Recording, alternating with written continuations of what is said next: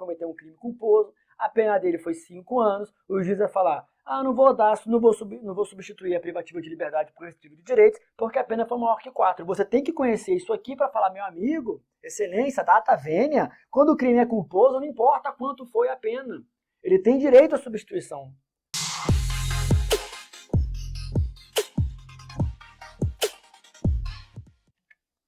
Fala galera, tudo bom? Sejam todos muito bem-vindos a mais um vídeo do canal do Cenoura. Dessa vez falando aqui direto do estúdio, uma forma mais tranquila de gravar, não estou fazendo live. Hoje, excepcionalmente, né, a gente está gravando esse vídeo aqui do estúdio. E cara, o vídeo de hoje é um vídeo muito bom para você que sabe nada de dosimetria. Cara, muita gente não sabe nada de dosimetria da pena. Nada. Muito advogado não faz a menor ideia de como é que se faz um cálculo de pena. E isso não é culpa do advogado, não. É culpa da faculdade, que não ensinou direito. Nesse vídeo, você vai aprender de maneira geral, né? Eu não vou me aprofundar nas fases, etc., mas de maneira geral, você vai aprender como que é calculada uma pena criminal.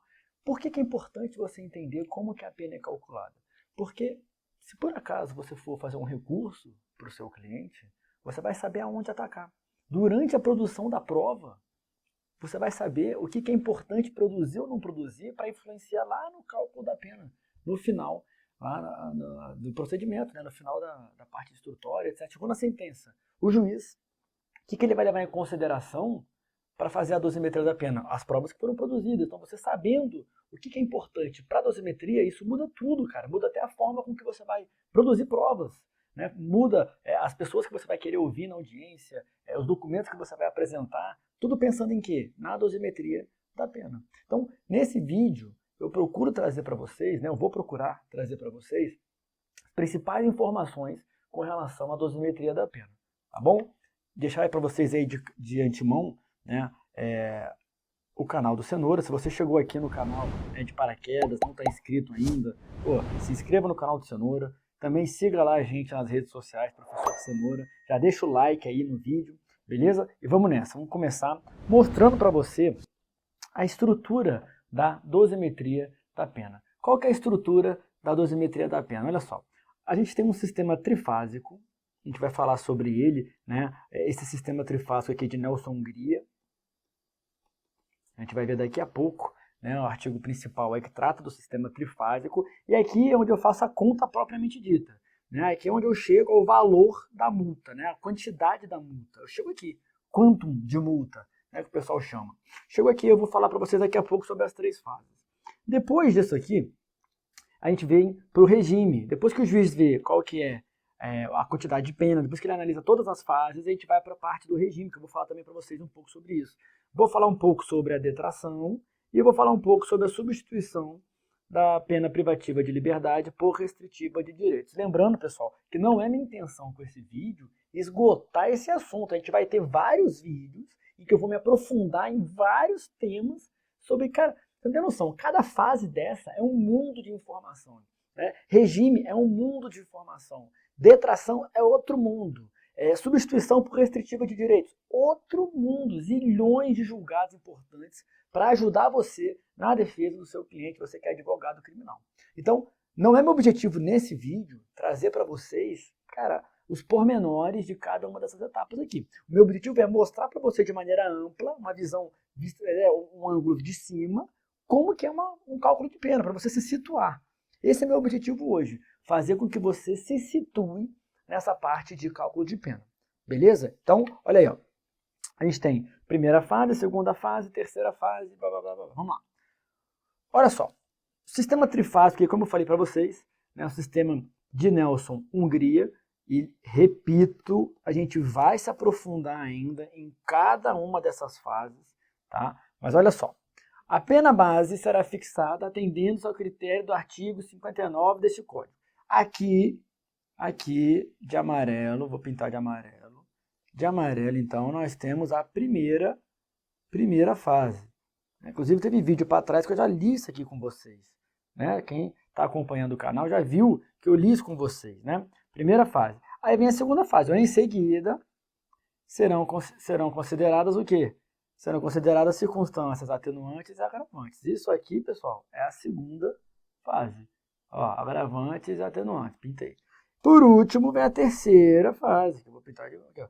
Por último, as causas de diminuição e as causas de aumento de pena. Cara, é tanta coisa importante para falar para vocês sobre cada fase. Nossa, tanto vídeo bom pela frente, pessoal. Já deixa logo sua inscrição aí, se inscreve no canal, já deixa o like, porque vai vir muita coisa boa pela frente, viu? É muita informação boa para você trabalhar de maneira exemplar para o seu cliente. Então aqui temos primeira fase. Aqui temos segunda fase. E aqui, por último, temos terceira fase. Mas você vendo isso, né, pode parecer uma coisa um tanto quanto simples, né? A primeira base está aqui, depois eu faço isso, depois faço aquilo, pô, que maravilha, é só isso, né? Mas, rapaz, isso aí é coisa demais. É muita informação que eu preciso passar para vocês. Então, eu vou botar uma tela em branco aqui, para a gente desenhar as informações principais. Olha só. Primeira fase. Primeira fase, o que eu quero falar com vocês com relação à primeira fase? Qual que é o ponto de partida? O ponto de partida da primeira fase. De onde eu começo o cálculo da pena? Qual que é o meu ponto de partida que fala assim, olha, toda a pena que eu for calcular, eu vou começar daqui. Qual que é o ponto de partida da primeira fase? Tá? Vamos lá? Ponto de partida da primeira fase é a pena, olha só, hein? Pena mínima. Pena mínima. Como assim pena mínima? Cara, é a pena prevista. Então, o crime de furto, a pena é de 1 a 4 anos. Eu começo a minha primeira fase com 1, que é a pena mínima. Vou começar com 1, beleza? Então, na primeira fase de todo o cálculo de pena, sempre começo da pena mínima. Beleza? Maravilha. O que eu tenho de instrumento? Vou botar aqui, instrumentos. E eu vou deixar um abraço para o professor Rogério Sanches. O professor Rogério Sanches, né, um grande penalista, e é com base nos ensinamentos dele que eu preparei esse vídeo para vocês. Né? Ele foi meu professor há muitos anos. Já conversei com ele, tive a oportunidade de conversar com ele pelo telefone, um cara muito gente boa. E tudo isso aqui que vocês estão vendo, cara, eu aprendi com ele, um cara sensacional, um livro muito bom de direito penal, um livro do Rogério Sanches, beleza? Então vamos lá. Quais são os instrumentos que eu tenho para mudar a pena na primeira fase? O que é a primeira fase? A gente leu, né? Vamos voltar lá? Olha só, a gente leu que a primeira fase, deixa eu voltar aqui, ó, pena base é fixada atendendo-se ao critério do artigo 59 deste Código. Então os instrumentos são as circunstâncias judiciais do artigo. Esses são os instrumentos que eu tenho na primeira fase. E qual que é o objetivo da primeira fase? Olha só, vou voltar aqui. A pena base será fixada. Esse é o objetivo da primeira fase, fixar a pena base. Então, ponto de chegada, o objetivo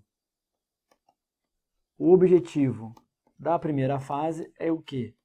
Fixar a pena base. Então, pessoal, tá aqui a nossa primeira fase. Então, olha só. O que a gente tem? A gente tem o seguinte, a gente tem parto do mínimo previsto na lei. Tem as circunstâncias do artigo 59, vamos lá. Culpabilidade, antecedentes, conduta social, personalidade do agente, motivo do crime, circunstâncias do crime, consequências do crime, comportamento da vítima.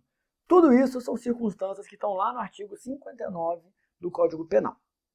E aí, olha só, você, usando essas circunstâncias, o juiz, né, usando essas circunstâncias, se tiver alguma coisa que prejudique a vida do seu cliente, do réu, ele vai ter uma pena base maior do que a pena mínima.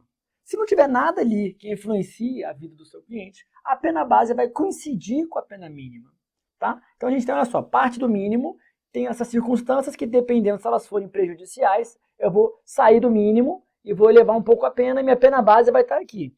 Ou se não tiver nada, se nenhuma circunstância do artigo 59 for desfavorável, eu vou manter a pena base aonde? No mínimo. Mas o importante é você não confundir nas suas petições, que eu já vi muito acontecer isso, advogado que confunde, não confundir a pena mínima com a pena base. A pena mínima é uma coisa, pena base é outra coisa. Eu falo isso nas aulas para os alunos, uma coisa é uma coisa, outra coisa é o quê? Outra coisa. Tá? A pena base ela já é o resultado da primeira fase. Ela já é o resultado da pena mínima com as circunstâncias do artigo 59. Pode ser que a pena base coincida com a pena mínima? Pode ser, mas você tem que saber muito bem na sua cabeça a diferença, tá? Deixa eu arregaçar um pouco a manga aqui. A diferença entre essas duas nomenclaturas. Pena mínima é o mínimo previsto no preceito secundário do crime. Pena base é o resultado, ponto de chegada da primeira fase. Não confunda, pelo amor de Deus. Beleza? Então, vamos para a segunda fase. Maravilha. Então, primeira fase já foi. Segunda fase. O que nós temos na segunda fase? Primeiro, de novo, ponto de... Em todas as fases a gente vai ver isso, né? Ponto de partida. Ó, eu vou até anotar, então. Ponto de partida. Aí eu vou ter instrumentos. E eu vou ter um ponto de chegada. E aí aqui a gente tem a segunda fase. Aí vem a terceira fase. Na terceira fase, eu também vou ter um ponto de partida. Eu vou ter instrumentos.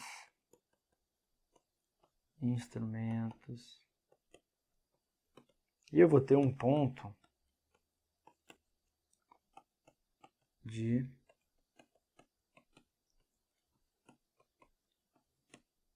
chegada. Pronto, tá aí. Primeira fase, segunda. Vou até fazer uma linhazinha para separar. Vai ficar uma coisa boa. Tá aqui, ó. Primeira fase. Segunda fase. E a terceira fase. Então vamos lá. Voltando para cá. Vamos lá então. Segunda fase. O que eu tenho na segunda fase? Vamos ver de novo o artigo 68. Olha a importância desse artigo 68. Em seguida, então, fixei a pena base. Tá? Que está aqui amarela. Vamos para o verde. Em seguida, serão consideradas circunstâncias atenuantes e agravantes. Então, de onde que eu parto para começar a segunda fase? Eu parto de onde acabou a primeira. Né? Então, aqui, ó, pena base. A pena base, que é justamente o resultado da primeira fase, é meu ponto de partida na segunda. Né? Quais são os instrumentos que eu tenho, então, de acordo com o artigo 68? Agravantes e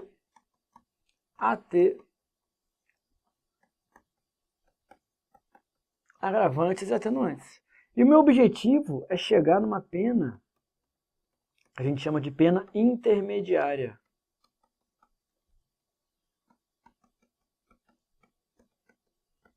Pena intermediária ou pena provisória. Vamos dizer assim, provisória. Tá? Isso é a segunda fase. Então, olha só, eu parto da pena base, que é o resultado da primeira. Quais são os instrumentos que eu tenho para mexer na pena? Agravantes e atenuantes. E eu chego numa pena intermediária. Beleza? Então, vê só. Primeira fase, pego o mínimo, tenho circunstâncias do artigo 59, cheguei na pena base. Comecei a segunda fase. Na segunda fase, eu tenho agravantes e atenuantes. Então, a gente viu que no artigo 59 eu tenho as circunstâncias lá, judiciais, culpabilidade, antecedente, Na segunda fase, eu tenho agravantes e atenuantes, são coisas diferentes. E eu vou ter vídeos mais para frente falando sobre as diferenças de agravante e atenuante. Inclusive, você que está assistindo agora, fica aí que no final desse vídeo, eu vou dar uma informação de ouro para vocês. De ouro, vale ouro, tá? No final desse vídeo aqui, fica aí, beleza? Então, ó, na segunda fase, agravantes e atenuantes. E aí vem o final da segunda fase, que é a pena intermediária. Estou quase acabando. Cheguei na pena intermediária, estou quase acabando a conta de quanto vai ser a pena do camarada. Beleza? E aí vem terceira fase. Na terceira fase eu começo de onde? Justamente da pena intermediária, né? Que foi intermediária, que foi a pena da segunda fase. E o que eu tenho na terceira fase para mexer na pena? Quais são os instrumentos da terceira fase que o juiz vai ter para mexer ou não mexer na pena? Tá? Vamos ver o que diz aí o artigo 68. Olha lá. Por último, causas de diminuição e causas de aumento de pena. Então vamos aqui, ó. Causas de diminuição ou aumento de pena. Essa é minha terceira fase da dosimetria. E aí eu chego na pena final. Olha que maravilha, pessoal. Olha só essa estrutura aí. Vamos lembrando aqui, ó, as cores que eu usei, né? Eu usei na primeira fase, ó, assim não. Primeira fase, tá aqui. Segunda fase, ó, tá aqui. Terceira fase, tá aqui. Beleza? Então vamos voltar, ó. Primeira fase, ele fala, a pena base é fixada no critério do artigo 59. Tá aqui. Eu começo com a pena mínima, né? E aí eu tenho como instrumento justamente as circunstâncias do artigo 59 para fixação da pena base. Aí volta. Segunda fase, sendo considerados agravantes e atenuantes. Tá aqui. Começo com a pena que eu cheguei na primeira, uso agravantes e atenuantes e chego na pena intermediária.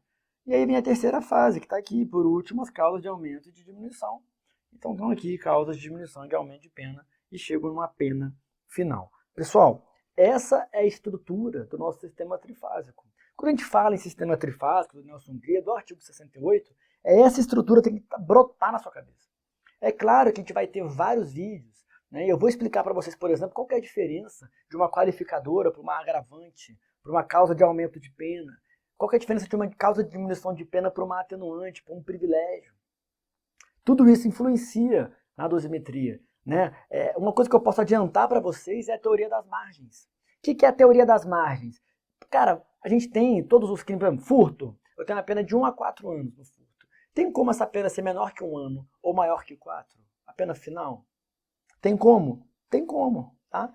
Mas tem que tomar cuidado, por quê? De acordo com a teoria das margens, na primeira e na segunda fase, eu não posso extrapolar o máximo nem fixar uma pena menor que o mínimo. Então, na primeira e na segunda fase, eu respeito os limites que o legislador trouxer no preceito secundário de cada norma incriminadora. Tá? Na terceira fase, eu não preciso respeitar mais. Então, se eu tenho um furto, por exemplo, vamos lá, né?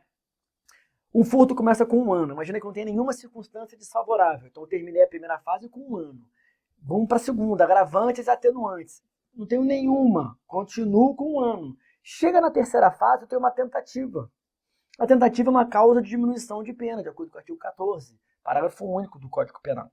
Eu tenho uma causa de diminuição de pena de 1 a 2/3. Se eu estou com 1 ano, que é o mínimo, eu vou poder na terceira fase diminuir de 1 a 2/3? Vou poder, sem problema. Vai acabar que eu vou ter uma pena menor que 1 ano. Agora, por exemplo, se na primeira fase eu não tive nada, então continuei com 1 ano minha pena base. Na segunda, imagina que eu tenho uma confissão espontânea, que é uma atenuante. Se eu estou com 1 ano na pena base, eu posso, na segunda fase, com relação à confissão espontânea, diminuir a pena para menos de 1 ano? Não posso. Aí vai ser um caso que eu vou falar, olha, o juiz vai falar, né? Mesmo tendo uma atenuante, não vou reduzir a pena porque a gente está na segunda fase. Na segunda fase eu tenho que respeitar a margem imposta pelo legislador, né? É o que a gente traz, a gente chama, né, de teoria das margens. Beleza? Na terceira fase não tem isso. Na terceira fase pode ir para mais do máximo, para menos do mínimo. Às vezes você vê gente que foi condenada a não sei quantos anos. Aí você fala, cara, como é que pode? Como é que a pessoa foi condenada a tantos anos se o máximo do crime lá é 20 ou o máximo é 30? Como que passa isso tudo? É porque na terceira fase eu não tenho esse limitador. Eu só tenho esse limitador na primeira e na segunda. Tá bom, pessoal? Então vamos lá. Vamos continuar analisando o nosso sistema de dosimetria. Então, deixa eu voltar para cá. Ó. Já vimos, né? Vou riscar aqui o que a gente já viu. Ó. Já vimos isso, já vimos isso e já vimos isso. Né? Já vimos esses 3 tópicos aí. O que mais que a gente vai ver agora? Regime para o início do cumprimento de pena. Para a gente falar sobre regime de início de cumprimento de pena, né, que algumas pessoas falam assim, o regime inicial, né, de cumprimento de pena e tal.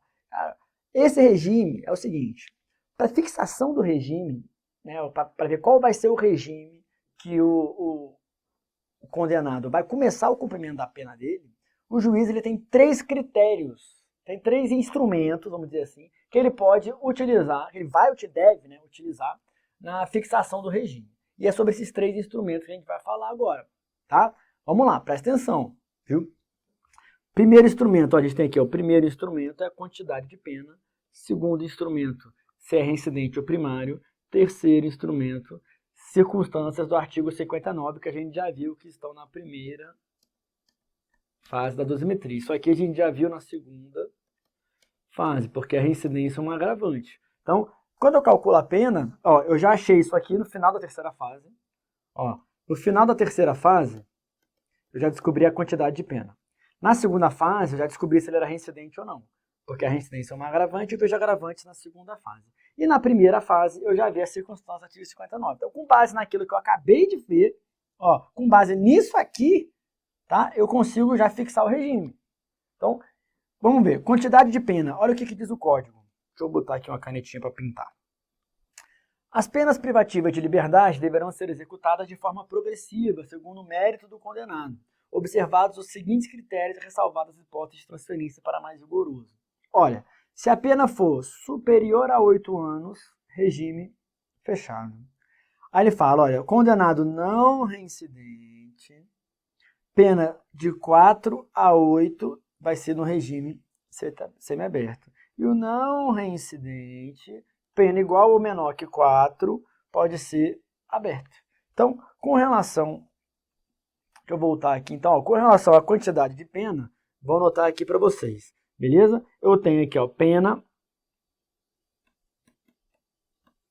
regime. Qual que é a regra que a gente tem? A gente tem o seguinte, ó, se a pena for maior que 8 anos, fechado. Se a pena for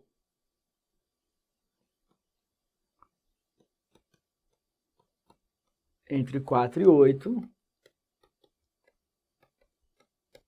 semiaberto. E se a pena for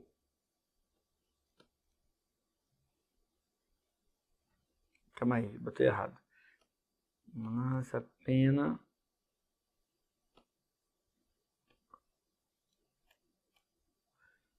aqui, pena for menor que 4, aqui sim, menor ou igual aberto. Ó, tá aí. Tá superior a 4, que não exceda a 8. Semiaberto, então aqui assim, ó.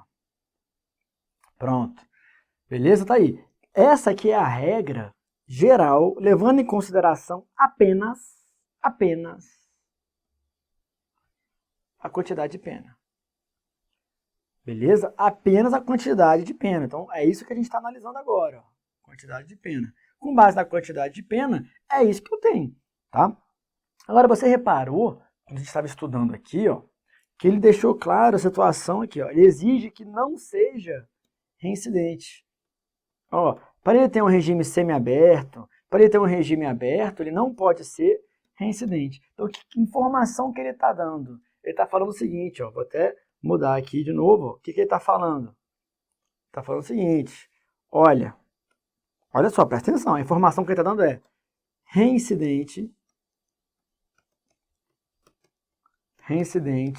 em regra fechado. E quando eu digo reincidente em regra, regime fechado, não importa a quantidade de pena. Tá, pegou um ano de reclusão, ele é reincidente? É. A regra é fechado. Regime fechado. Ah, mesmo com um ano, mas um ano não é aberto? Reincidente não. Presta atenção. Tudo isso que a gente viu foi um critério, que é a quantidade de pena. Para o juiz fixar o regime, ele vai levar em consideração 3 critérios ao mesmo tempo. Então a gente já viu o primeiro critério, olha. 8, 4 a 8, menor que 4. Segundo critério, primário, eu uso aquilo ali. Aquilo que a gente acabou de ver. Primário é maior que 8, fechado, de 4 a 8 semiaberto, menor que 4 aberto. Reincidente sempre fechado. Essa é a regra. Reincidente sempre regime fechado. Beleza? Aí vem uma exceção. Olha aqui, ó. É admissível o regime semiaberto aos reincidentes condenados à pena. Então, olha só. Como é que eu posso ter o regime semiaberto ao reincidente? Vamos lá. Primeiro requisito. Pena igual ou inferior a 4 anos. Segundo requisito. Favoráveis circunstâncias judiciais, que são as circunstâncias do artigo 59 do Código Penal. Então, volta para cá. Aqui, ó. Regra do reincidente, fechado. Aí você botar aqui, ó. Pena menor ou igual a 4 anos. Mais artigo 59 do Código Penal. Favorável, ele pode ter um semi-aberto.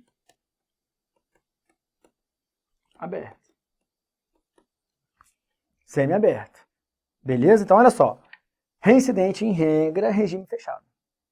Beleza? A não ser que a pena seja baixinha e ele não tem nenhuma circunstância desfavorável. A única coisa ruim que tem contra ele é ele ser reincidente. Então, pronto. Se a pena for baixinha, menor que 4, não é igual. E ele não tiver nenhuma circunstância desfavorável na primeira fase lá da dosimetria, eu posso colocar o semiaberto. E vou abrir um parênteses aqui. Tá? Jurisprudência entende o seguinte. A gente já viu, você vai ver alguns vídeos meus por aí, que a gente fala da reincidência e o princípio da insignificância. Será que é possível o seu cliente cometer um crime insignificante, né, ter a aplicação do princípio da insignificância, a tipicidade material, sendo reincidente? A gente vai várias jurisprudências dizendo o seguinte, olha, não se aplica o princípio da insignificância se o é reincidente, em crimes contra o patrimônio e tudo. Porém, né, o regime vai ser o aberto. Então, olha só, tem como o reincidente ficar no regime fechado, semiaberto ou aberto. Fechado é a regra. Semiaberto é a exceção da súmula 269 que a gente acabou de ver. E aberto no caso da insignificância. Eu não vou absolver esse cara pela insignificância, porém, eu vou colocar ele no regime aberto. Tá bom? Então, muito cuidado com relação à fixação do regime, que a gente tem aí essas balizas. Já vimos a primeira baliza, vimos a segunda, tá aqui a segunda baliza, e terceira baliza, circunstâncias do artigo 59, que são justamente o instrumento, né? Justamente o instrumento da primeira fase da dosimetria. Tá? Tá aí, ó. Né? A determinação do regime de cumprimento de pena far-se-á com observância dos critérios do artigo 59 deste Código, que são as circunstâncias do artigo 59 que a gente já viu. Beleza, pessoal? Então, 3 critérios para fixação do regime. A gente tem quantidade de pena, primeira coisa. Segunda coisa, se ele é reincidente ou primário. Terceira coisa, circunstância do artigo 59. Aí passamos para a hipótese de detração. O que é detração? Presta atenção aí, olha só. Computam-se na pena privativa de liberdade e na medida de segurança tempo de prisão provisória. No Brasil ou no estrangeiro, de prisão administrativa, de internação em qualquer dos estabelecimentos referidos no artigo anterior. Esse aqui é o Código Penal, ou o CPP também. Ó. O tempo de prisão provisória, de prisão administrativa, de internação, será computado para fim de determinação do regime. Ou seja, pessoal, caso o seu cliente tenha ficado preso durante o processo, imagina o seguinte, olha, ele ficou preso 2 meses durante o processo.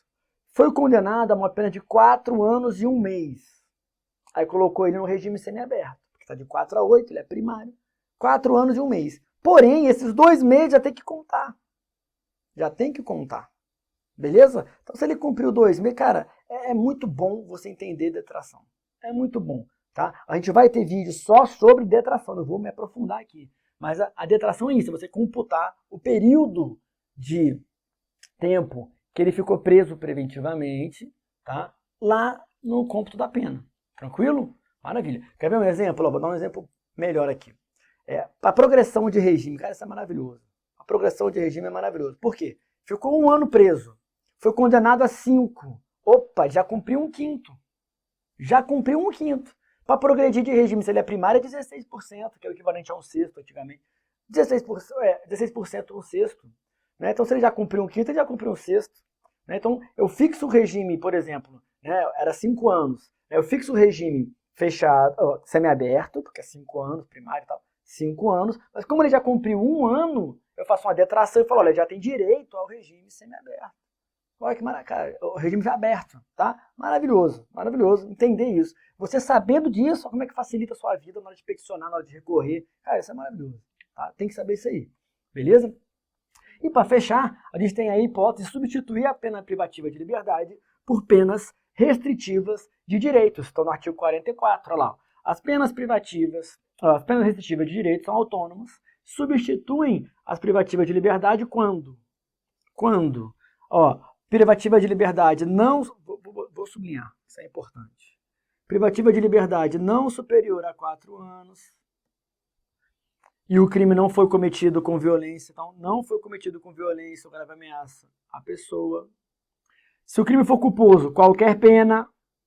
E aí tem que tomar muito cuidado, né? Tem que ficar esperto, porque às vezes, se o cliente cometeu um crime culposo, a pena dele foi 5 anos, o juiz vai falar, não vou substituir a privativa de liberdade por restritivo de direitos, porque a pena foi maior que 4. Você tem que conhecer isso aqui para falar, meu amigo, excelência, data vênia, quando o crime é culposo, não importa quanto foi a pena. Ele tem direito à substituição quando o crime é culposo. Beleza? Importante conhecer esse inciso 1 aí do artigo 44.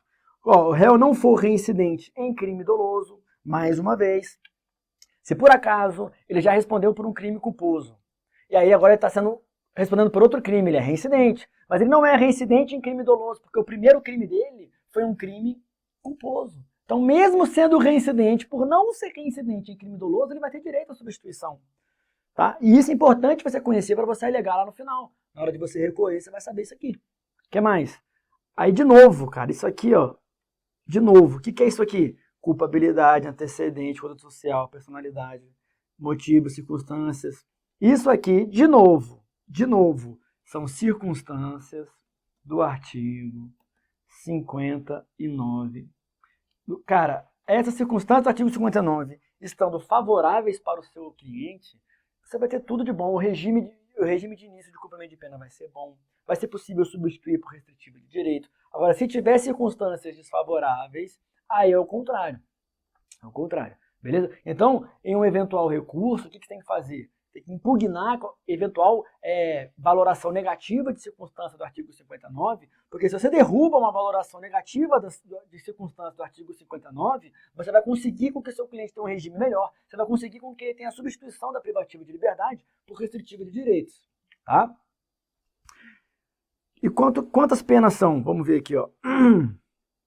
Na condenação igual ou inferior a 1 ano, a substituição pode ser feita por multa ou uma pena restritiva de direitos. Se é superior a 1 ano, a pena privativa de liberdade pode ser substituída por uma e multa ou 2. Beleza? Então, ó, vou botar aqui. Eu tenho, se a pena for até 1 ano, eu vou ter uma restritiva ou multa. Se a pena for maior que 1 ano, eu vou ter uma restritiva mais multa ou 2 restritivas. É isso que está dizendo o parágrafo 2º do artigo 44. Então, olha só. Qual que é a grande sacada aqui? É você identificar as 3 fases da dosimetria. É aquilo que eu falei que ia falar no final, eu vou falar agora. Cara, circunstâncias do artigo 59. A gente vai fazer vídeos falando sobre várias circunstâncias, uma por uma e tal. Mas, cara, você tem que conhecer essas circunstâncias do artigo 59. Você tem que saber as especificidades de cada crime, aquilo que influencia na circunstância do artigo 59. Porque você derrubando circunstâncias do artigo 59, você muda o regime de cumprimento de pena do seu cliente. Imagina o seu cliente que ia cumprir o regime fechado, vai cumprir em regime aberto ou semiaberto, porque você conseguiu derrubar uma circunstância desfavorável no recurso. Cara, isso é maravilhoso. Você faz seu filme com o seu cliente. Fazendo seu filme com o seu cliente vai ser a maior propaganda para você. E é isso que a gente sempre prega nos nossos vídeos, cara. Você precisa acertar em cheio, conseguindo melhorar a vida de um cliente. Que esse cliente vai ficar muito feliz, cara. Ele vai falar para todo mundo, ele, a família dele, todo mundo vai falar, cara, o meu advogado é sinistro. O meu advogado fez tal coisa que conseguiu melhorar minha situação, em vez de ir para o regime semiaberto, eu fiquei no aberto. Em vez de ficar condenado em pena privativa, eu tive a substituição por restritiva de direitos. E isso vai depender de você conhecer as circunstâncias do artigo 59 e conhecer o que tem que fazer para derrubar as circunstâncias do artigo 59. Isso aí vale ouro, cara. Isso vale ouro. Beleza? Então é isso aí, pessoal. Com isso, ó, mais uma vez vou pedir para vocês se inscreverem no canal. Se você não está inscrito ainda no canal, não perde tempo não. Se inscreva no canal, deixa um joinha aí se você gostou desse vídeo, tá? E a gente se encontra mais para frente em outros vídeos do canal do Cenoura. Beleza? Fecha a conta então, passa a régua. Tchau e obrigado.